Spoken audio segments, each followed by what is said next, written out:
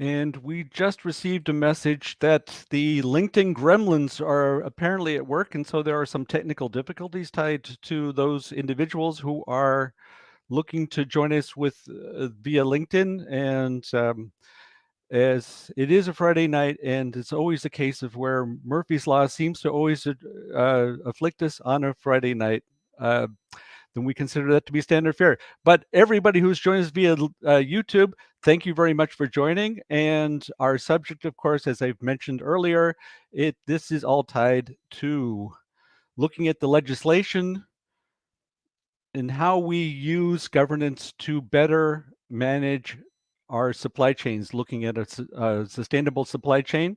And I have three stellar panelists with me today. And so perhaps if I can go in the order that it actually shows up on the screen for me, perhaps Zsofia, if you can briefly go ahead and introduce yourself. Absolutely. Hello, everyone, and really nice to be here again, as usual, in the discussion with Mike and the others. Um, who am I? I'm an industry, not veteran yet, but 20 years is enough. And I'm freelancing in terms of supply chain management and try to help startups and small and medium-sized enterprises, sometimes bigger corporations, again, to sustainability uh, proof their supply chain to use this absolutely I don't know buzzword as may. So yeah, basically the whole point for me to be here is to ensure that, from an industry perspective and from a small scale enterprise perspective, we look at those requirements that they meet and they will be hit by, and how will they tackle it? What are those gaps that I see already where they will have problems potentially, and how we could help them overcome these. And very happy to have the others here with their perspective. It will also help me Right. in the process. Thank you. And we don't want to neglect the others, of course. Perhaps Joseph, you can give a description of yourself.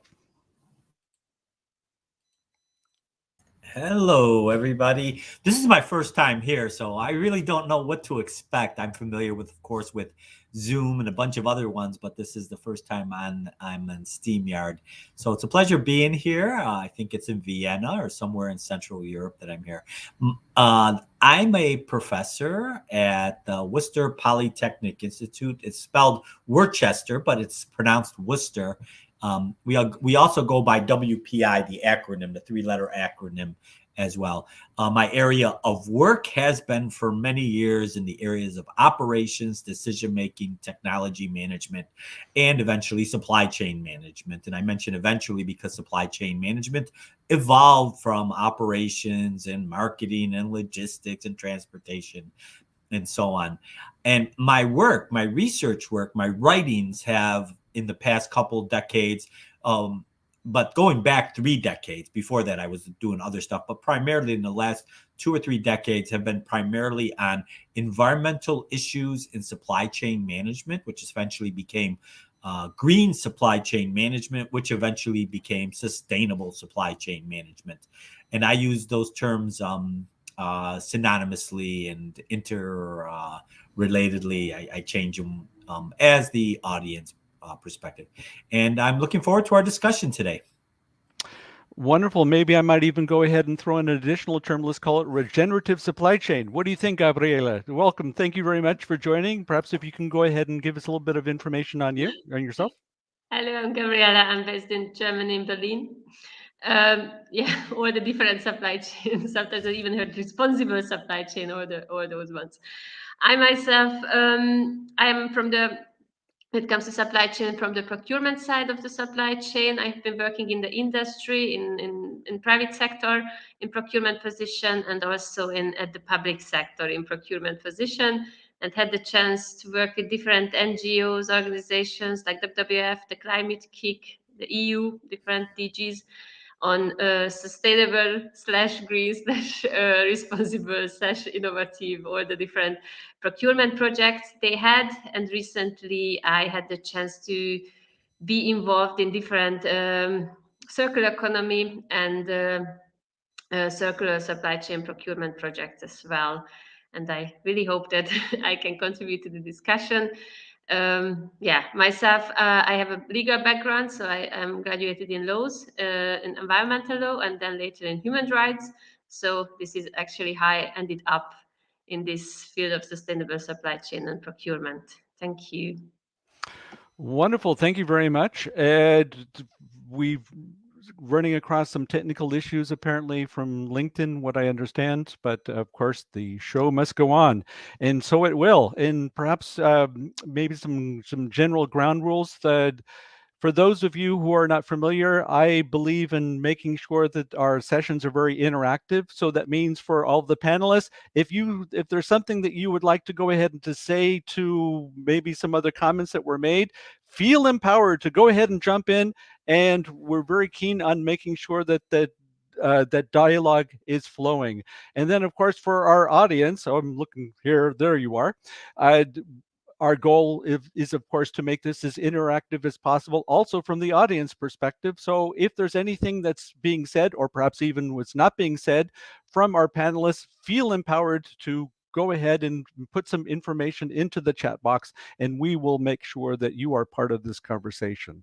So perhaps maybe to get things started, maybe if I could start with you, Joseph, there were some documents that you put out recently that I thought were quite interesting, especially looking at the use of technology as a means by which we establish a sustainable supply chain. And of course, there's always that question of how we go ahead and define these terms. And if we look at technology like blockchain as a means by which we actually guarantee our outcomes, or in the best case scenario, how does that actually play into the traditional legal approaches that we take to make sure that governance is managed on a public policy perspective? Okay. Yeah, I was looking over some of the materials and so on. You're located in Central Europe, and as many of you know, or if you don't know, it's probably been in the news. There's been various laws that have been passed. One in France a couple of years ago, one recently in Germany over the past summer, and they're being considered by the EU. And this law that is being passed is called the due diligence law, that companies of a certain size and scope need to effectively, efficiently, and with good faith take care of any issues that they observe and or maybe not observe, but any issues that occur in their supply chain. And they could be anywhere in the supply chain. Now, one of the difficulties of being able to determine what's going on in your supply chain is being able to look into your supply chain. And the supply chain is very complex. When you go down one tier, a lot of big major companies, especially these companies that fit within the scope, have to consider maybe thousands of different suppliers. Now, these hundreds and thousands of suppliers to these big companies also have hundreds and maybe even thousands of suppliers there. Some of them, of course, interchange and they come in and out. But eventually, the network can get into tens of thousands, maybe even a million different suppliers when you go multiple tiers down the supply chain. Now, you're responsible for a lot of that as a big company, and that's what the law says. Now, one of the difficulties is how do you get the visibility to see all of that? Well, some technologists, some seers of the future, some sustainability and some supply chain researchers are saying blockchain is one way of doing this. Now, blockchain has a certain series of capabilities that allow you to look deep into the supply chain, or what I like to say, it's a multi-stakeholder technology that allows multiple participants from throughout a group to be able to be involved in the sharing of information. Now, the sharing of information, making sure the information is reliable, trustworthy, and you know where it's coming from, has provenance, is critical to this visibility and transparency argument. Now, why is visibility and transparency important? Because you then have a way of monitoring what's going on. Things will not pop up as a surprise. If you're looking down 2, 3, 4 tiers into your supply chain and you don't have a way of doing it and you have to trust that what's going on at the lower levels and you are liable for that trust, that gets into a whole governance issue. Blockchain can help build that trust theoretically. This is the hope and the promise of blockchain technology, that you get secure, easily accessible, traceable, and transparent information in an efficient way is the promise. And that is what the sales pitch is for using blockchain to help in the supply chain governance issues.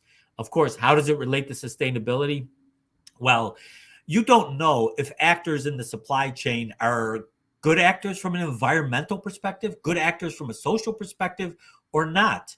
But if you had a system where you could trust the data to gather data that provides trust that what they are doing is sustainable or not sustainable, because you could also use it to identify problem areas and improve those problem areas.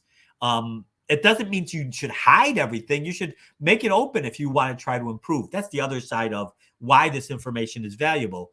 But this is essentially information to govern the supply chain in a different way than it's done previously. So not only is it your supply chain that you have as a blockchain, but supposedly there's multiple supply chains that interact with this supply chain. And a theoretical situation is everyone in the supply chain has some kind of level of visibility through the blockchain. Of course, there's different types of blockchain and different characteristics and so on, but that's the general idea of how potentially this technology can help in sustainability of the supply chain, its governance, and meeting regulatory requirements. Oh, back to the regulatory requirements, one more aspect of that is if you do have the blockchain, you are doing something. Part of these regulations are saying you should do something to prevent problems from occurring. Having this transparency and visibility allows you one step, one approach to reduce or to, provide good faith effort to prevent problems. And I think I'll stop there. That's my brief overview introduction. Okay, well, thank you very much for that one, Joseph. I think if we look at it from a traditional perspective of how we establish legislation, the results that we expect, and a certain amount of control to be found within those auspices you mentioned here, some legislation that has come through here in Europe, and no doubt we will be talking about that a little bit more in detail. I might be wrong here, Gabriela, but I think that is kind of up your alley, if I got it right, and your thoughts of to what degree the powers in Brussels or conversely in the various capitals here in Europe, would they be willing to hand over such auspices to the technology? What's your take on that? Yeah, thank you. It's very good follow up on that. Just maybe one quick comment on the supply chain law that Joseph just mentioned. Indeed, in Germany, we just have a new law since a couple of weeks, couple of months now. So it's a very new law, actually since end of June at the end. It concerns just not couple of companies, but just companies above a specific threshold. However, they just came out with a law, and they already said that the EU Commission and the EU Parliament, parallel, they're already working on an EU regulation, not even a directive, a regulation, to have a supply chain law for the whole EU as such. So we just have a new law here in Germany, but they're already communicating it in a way that in a couple of months' time, maybe in a year or so, it depends on the whole circles in the EU, the European Commission and European Parliament. There might be a new law with new elements, new articles. It might be even stronger. It might affect smaller sized companies as well. So it's an area of development, especially when it comes to this one specific legislation, supply chain due diligence law in Germany. And going back to your question, Michael, when it comes to the importance of technology, when I read, or when anybody reads these existing supply chain laws in Europe, France has one, UK, I would still mention UK in this regard, Germany now. You just read the text and you start to question yourself, yeah, but where is technology, where is monitoring, where are the necessary follow-ups in order to make sure that these laws are going to be respected and going to be implemented in the practice. So basically, I would say that the technology is very important, and it should be implemented and integrated into the laws, into the supply chain laws, by means of necessary and obligatory monitoring practices, specific KPIs that for that specific data has to be delivered, and in this case, I would say that it's not only about the supply chain laws, but also about the corporate sustainability reporting laws as well, because that's basically sort of like there is a linkage between monitoring and reporting about challenges and about the whole supply chain when it comes to environmental and social aspects, and about respecting those rules as well. Yeah, but when it comes to recent development in law, I wouldn't say that technology and the importance of technology such as blockchain and the whole technology behind is at this point would be taken into account into these laws. No, and I would question to what degree the powers that be would be willing to hand over the key so easily. And I really question, and this is a tendency. Yeah, you're shaking your head in agreement. I'm going to take that as being in agreement, Yeah. Joseph. We see a clear tendency not only in Europe, but the trend in the United States is to perhaps be a little bit hesitant or suspect of some of the technology powers that we currently have. And I would be curious to get your opinion on this one, Zsofia. To what degree can we use technology in a way that is truly neutral? And here is the last comment from my end. I worked in IT for a number of years, and I've worked on various open source projects. And as soon as the open source project was closed, everybody says, yes, is this open source? And they say, yes. And then you would have a company like Microsoft turn around and say, but we need our own flavor of XML or whatever it may be. So by nature, I really wonder how we avoid keeping these systems proprietary and making sure that they're not proprietary and keeping a handle on all that. And Zsofia, I'm sure that you would you have some opinion on the subject as well. Of course. Well, it's not an easy thing, right? Let's admit that upfront, that keeping the neutrality is never an easy thing. But I think if we really want to try, we can succeed there as well. It's a matter of trying and a matter of mentality. Where if we really look at just nature, I know it might be far-fetched for some people to, marry nature to technology or vice versa. But if we look at how nature operates and what are those systemic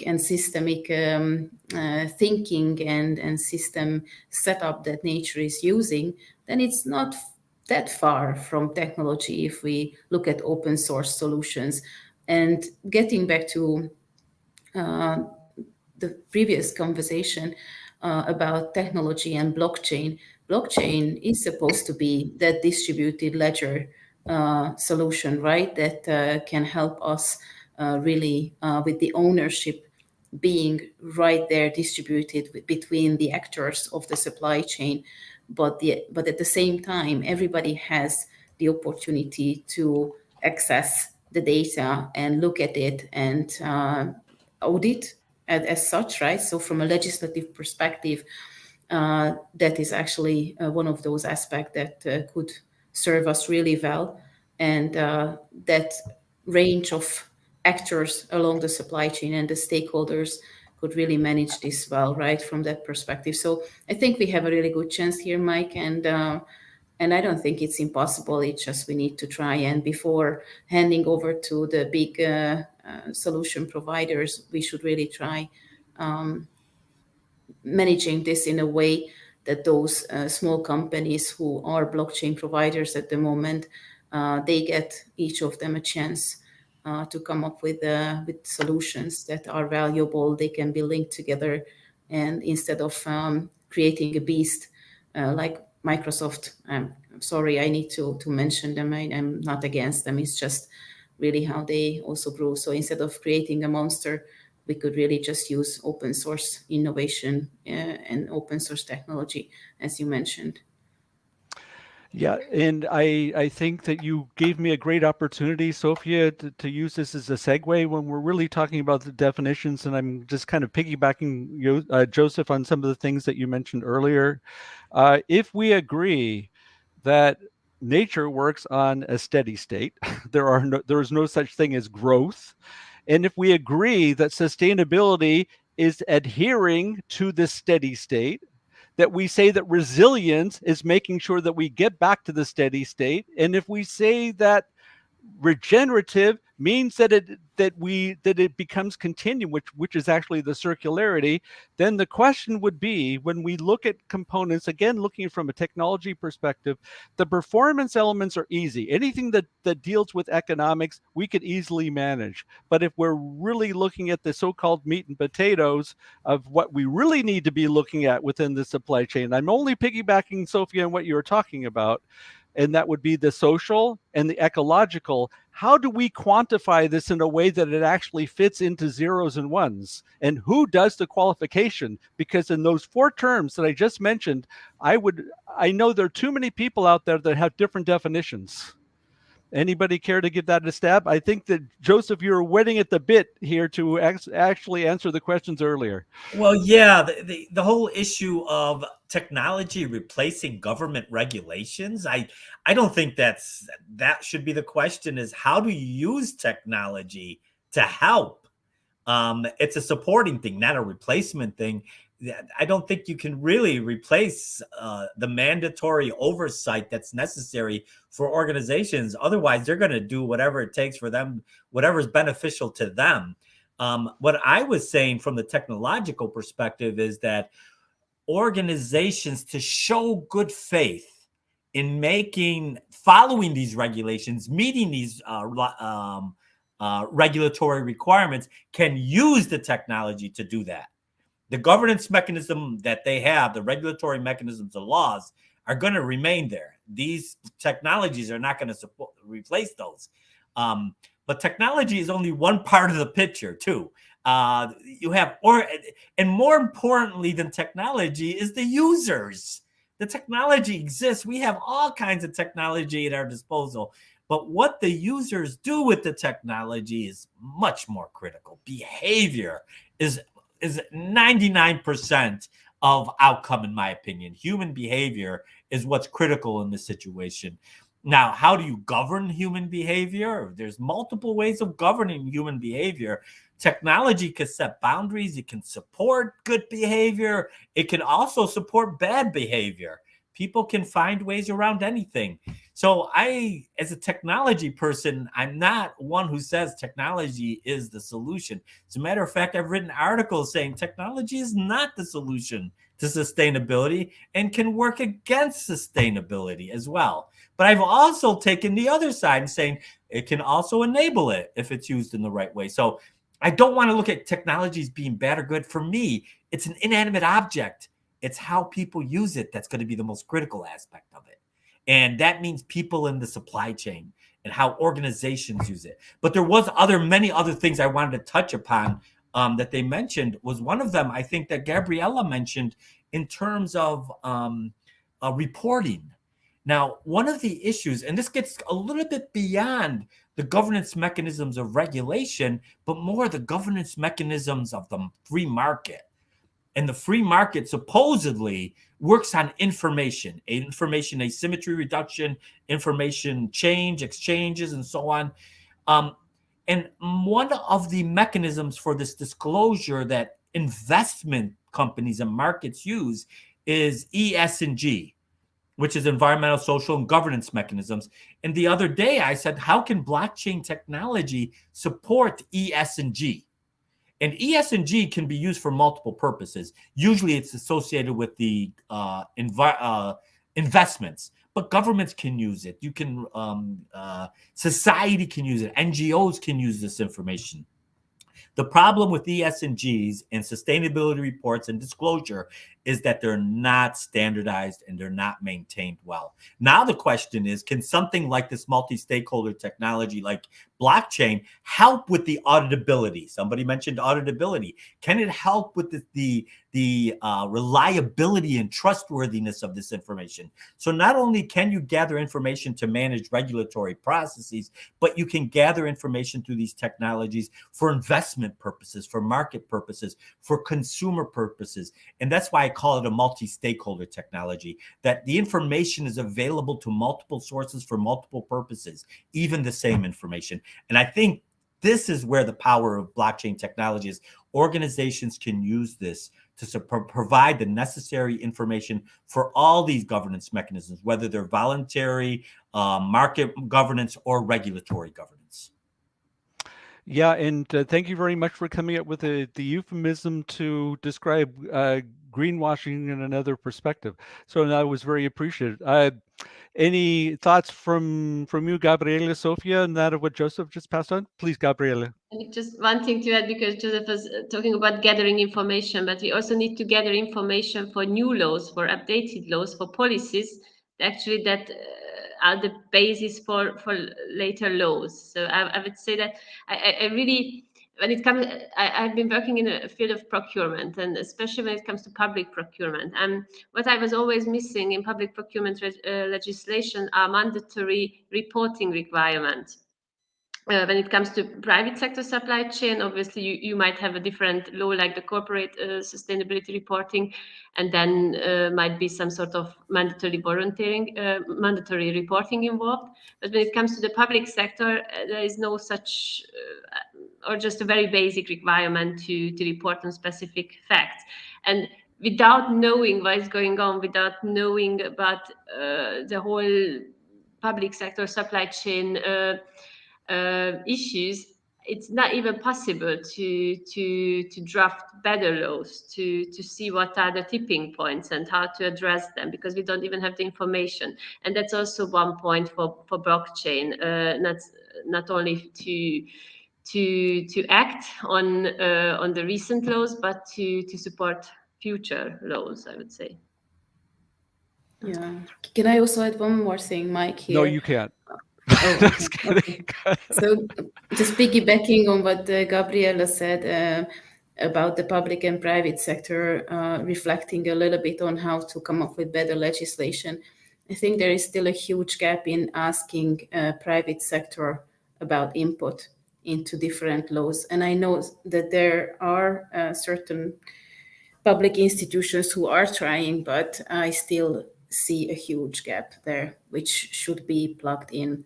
And the other side of this story is still, I think, hopefully it was not so much a Freudian situation there, but when you drop the word voluntary, Gabriela, it immediately clicked for me that many of these legislations around sustainability have been for too long voluntary, right? Voluntary disclosure and nothing obligatory, right? Nothing, there was no obligation. There was no, kind of carrot and stick situation and causality linked to it, right? So from a legislative perspective, for me, that's nothing.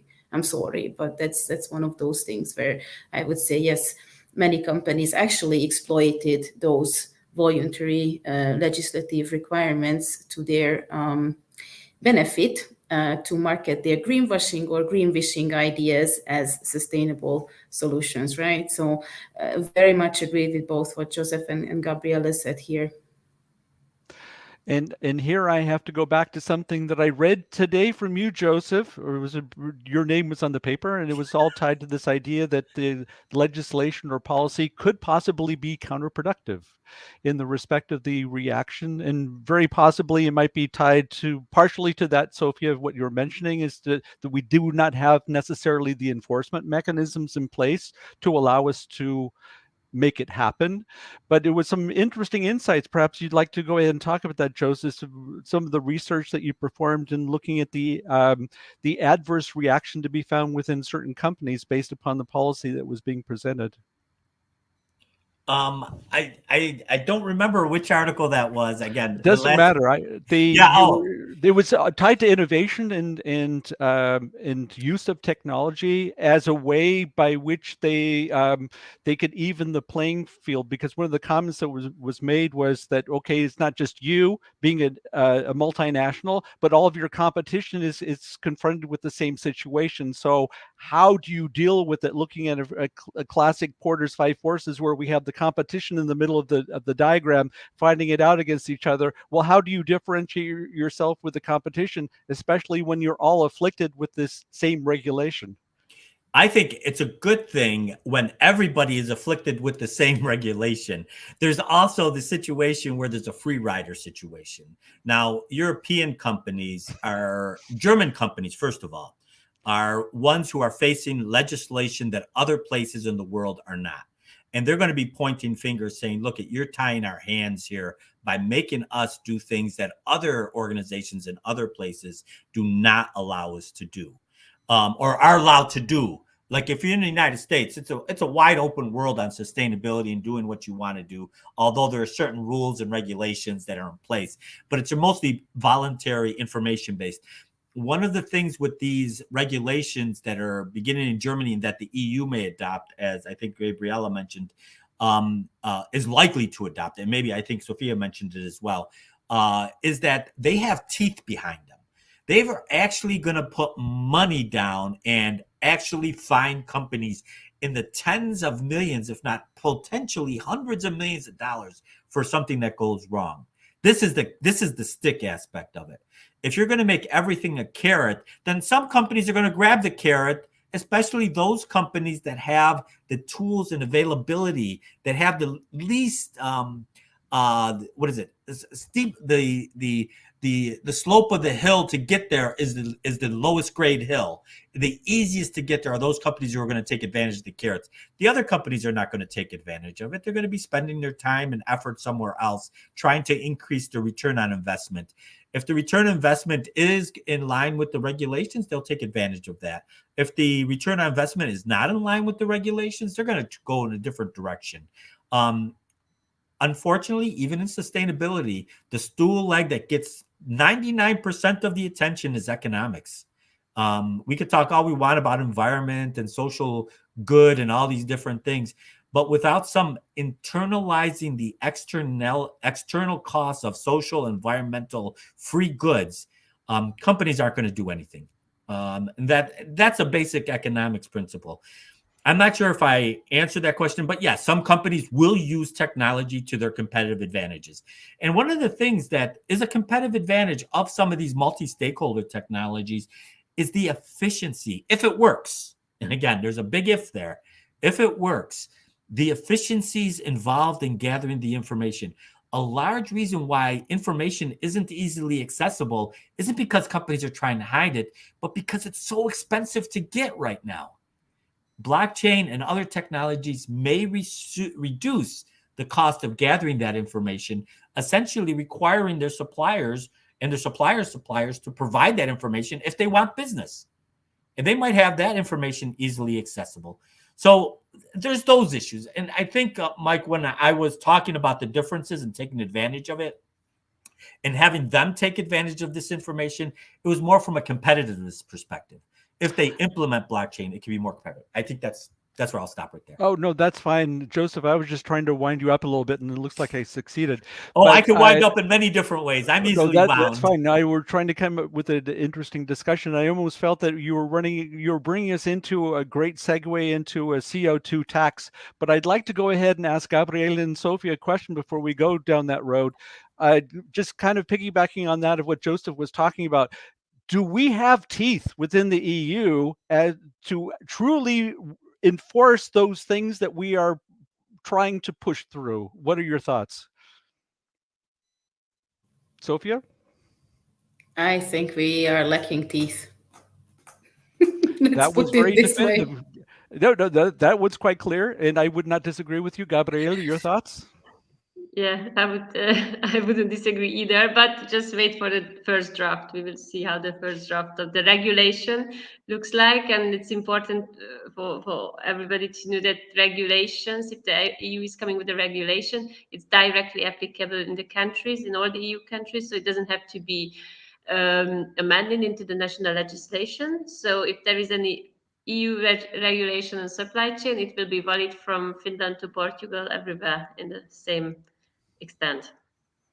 Yeah, and certainly it makes it much easier once we attempt to regulate elements within the EU per se, then at least there's a certain amount of leverage available. And in fact, perhaps maybe by looking at these things from the internal perspective, that indeed has an effect on the external. That was the whole idea of GDPR.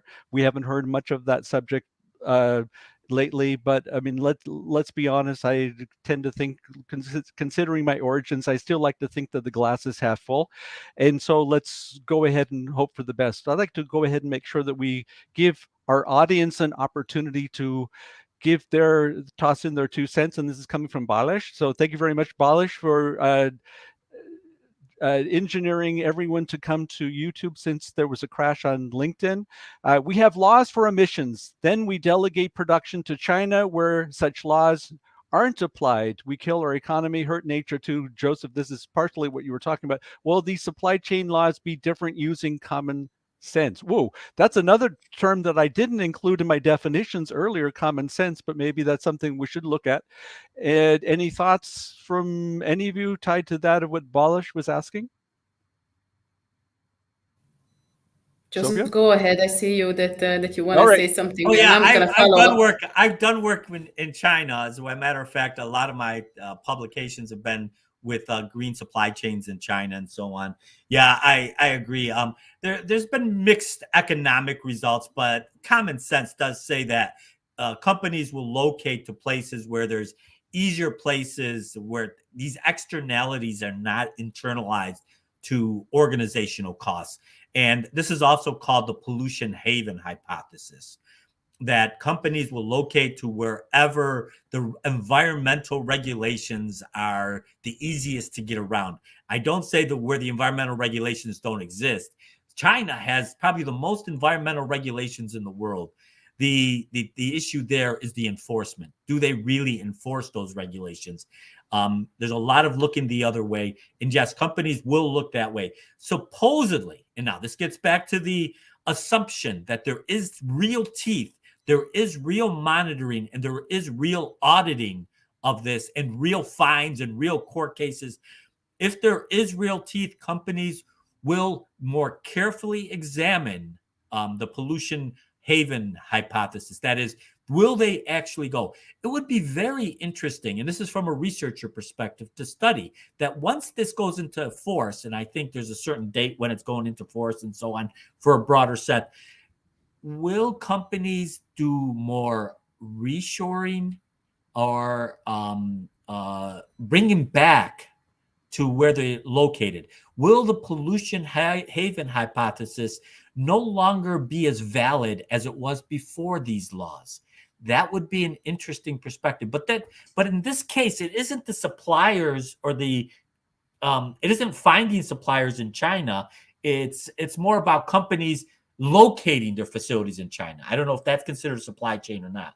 So that's where the pollution haven. They will relocate to somewhere else. But finding suppliers in different parts of the world, that's a little more complex. But will suppliers get cleaner in other countries, cleaner from a number of dimensions, social dimensions, environmental dimensions, is one of the things we should be investigating. Are these laws really effective? I don't know what the answer is. This is very early on. And I agree with Gabriela and Zsofia that, yes, there's a lot of uncertainty and companies don't know. And And right now, there's a lot of skepticism about whether these laws are going to be effective or not. But it really depends on what the lawmakers decide to do in terms of enforcement.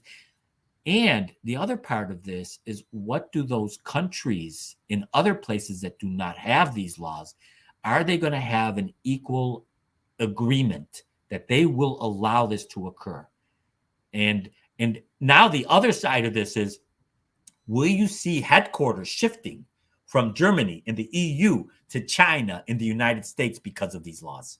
Because it represents German companies and it represents French companies and EU companies.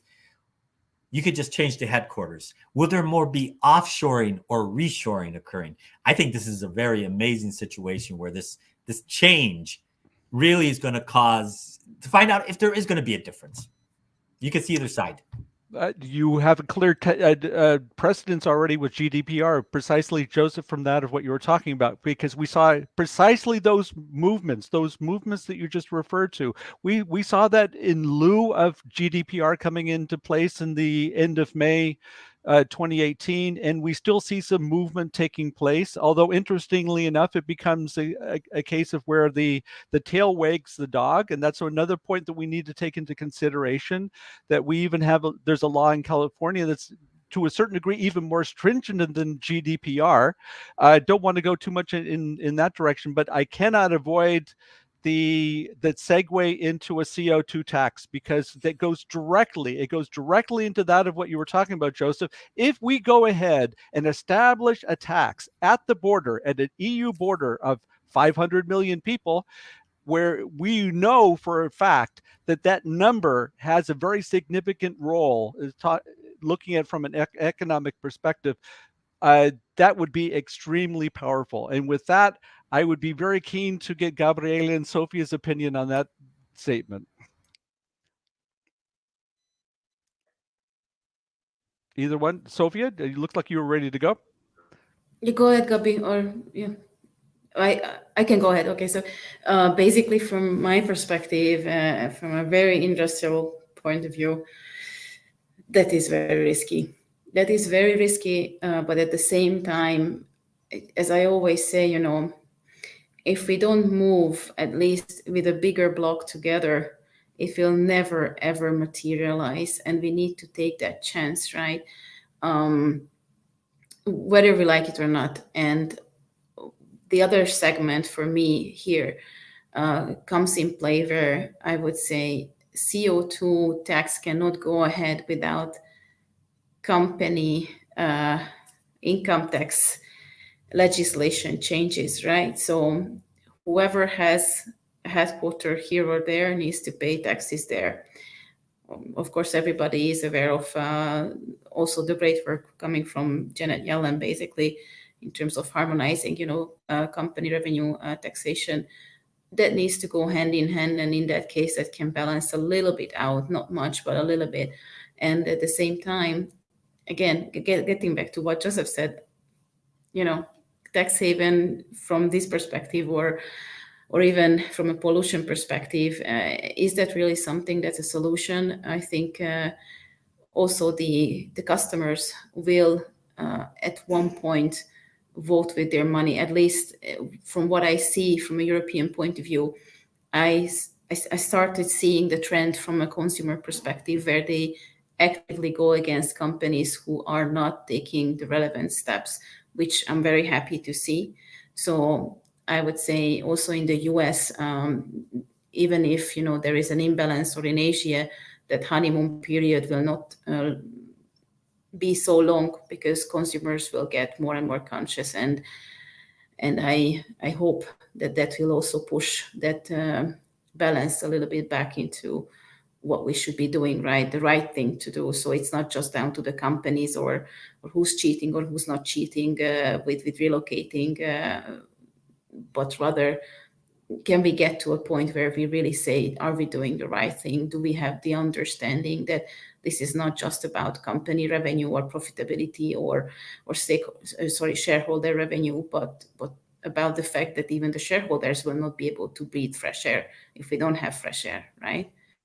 And I know I'm a little bit far-fetched here, but I think consumers started grasping the bottom line here. And I hand back to Gabriela, because I'm sure you have something good to add. Of that, I am sure, and we should never forget that we, as being citizens, hold the lever to the oxygen tank that actually supplies that oxygen to those people who are making those decisions. Gabriela. Yeah.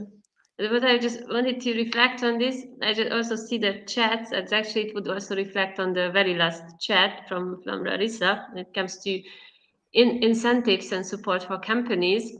And when, when we would just talk about this issue, I was thinking that it wouldn't be me if I just wouldn't take the topic of circular economy at this point, and that also lead us basically to the incentives and reduction field, because obviously company as a CEO of a company, you have the choice to relocate your business to China, Vietnam, to Africa, or go back to Europe if you feel like doing so. However, if you also consider that we are in 2021, we are going towards a service economy, when services are more and more relevant and relevant for not only for businesses but for customers and in general. I would say that it's very crucial that companies get support from the states, especially when it comes to developing new and circular economic practices to reduce their CO2 emission and go towards a more complex solution, so to say, instead of looking at the quick wins, whether my HQ is in China or in Ukraine or in Hungary or wherever. So incentives, I myself find also very important, support from the states, and also in very specifically to support companies in the development of circular practices. Joseph, any thoughts to that? You're on mute. Fix that. Okay. There we go. You brought up muted practices. One of the earlier questions by Faith that I saw up there is, can you use the blockchain? Because when I was thinking of the blockchain and technological solutions, I was thinking more in regulatory policy. I was thinking more about upstream, suppliers and sub-suppliers and so on. But Faith asked the question, what are my thoughts on blockchain track traced following through the individual item even after the consumer purchases it? And this is, I think, one of the things that we have argued, and we've been able to start investigating, is how to use blockchain technology for the circular economy.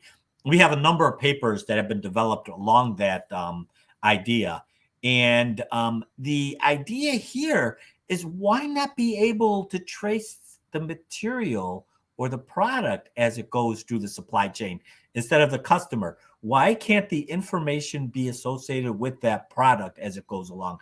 Its location, how it's made, yada, yada, yada. That information can actually be stored at the molecular level, the very atomic level of the thing. That would be almost any product that's a durable product to be managed throughout the supply chain. And that is something we have proposed, that yes, after the sale, and the regulatory policy, and this gets into the whole regulatory policy issue, are things like electronics, the WE regulations, the RoHS regulations, especially the WE and take back regulations. I think that's the GDPR that you might have been talking about as well. That is a interesting regulation that has diffused internationally, except the United States. Broadly, it is. But China has its WE, Korea has its WE, Japan has its WE requirements. Every country that does business with the Europe has WE requirements. So the question now gets into is, are these due diligence laws going to be broadly applied internationally? And are they going to be spread out?